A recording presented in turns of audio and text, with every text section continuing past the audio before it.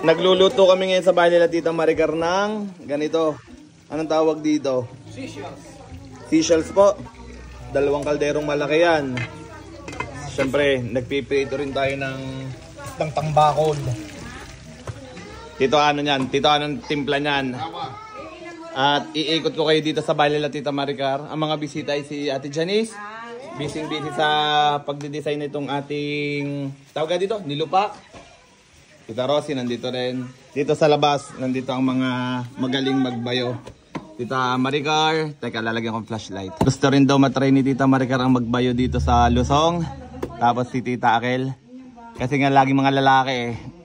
Kung kaya daw ng mga lalaki, kaya rin ng mga babae. Habang busy ang lahat sa pagbabayo ng nilupak, ang isa natin dito ay nagko-concert. Natuwa daw siya sa bahay ng mga Tita Maricar dahil first time niya dito. Ano nangyari? Bakit? Anong nangyari ba? Aba, penalta na ulit ang nagbabayo. Sabi nga rin import. Kaya ang panlaban dyan.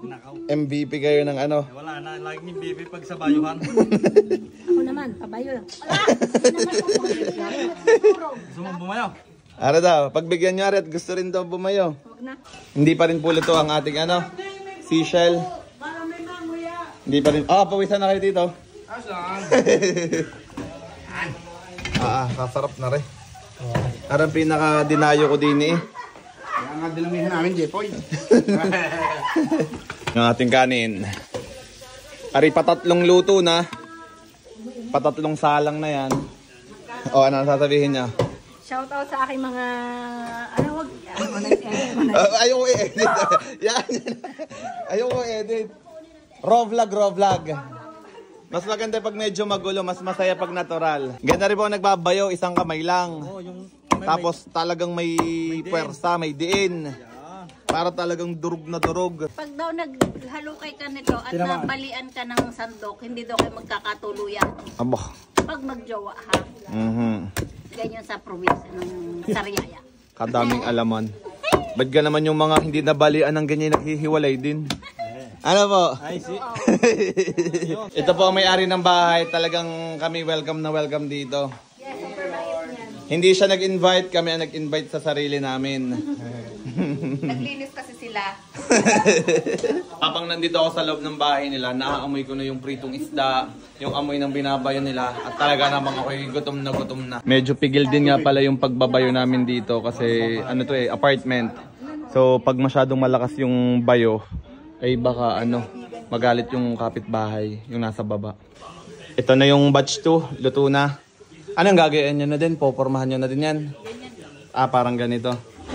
Parang hindi nakakatakam mga itsura. Nakakatakam kaya. Ate, amin na ang margarine. Yan, nilagyan ng design. Pinagtulong-tulungan na. Wala, Jepoy, hindi ma-design. Hindi malalagyan yan, malalim. Malalim ang lagayan po eh. Boy, para naman yung likod eh. Yung nagpalagay sa likod ng ano, kandila na may baso. Oh, gano'n rin. Parang mga lastigo. Bindusan. Yun nilalagay nga sa likod. Binindusan eh. Kain na po tayo. Dito ni Jen, ano sa Ilocano ang kain tayo? Mangantayon. Mangantayon, manang, manong. Mangantayon sili. Magkaunta. Kain tayo ng pinakbot. Mangan tayo sa inyong tanan. Parang Bisaya yun eh. Talaga to mo.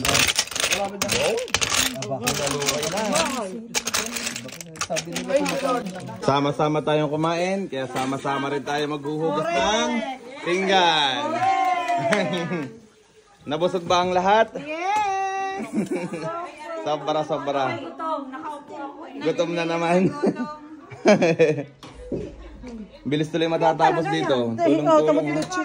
I-video mo yung mga suso, yung madami. Ay, ito nga. Ito po yung nakain. Tignan nyo naman yung nakain. Kung gaano katatakaw. Bubuksan pa yan. Pero yan, nakain yung lahat ng susundan. Mamamiya. Katatakaw ano.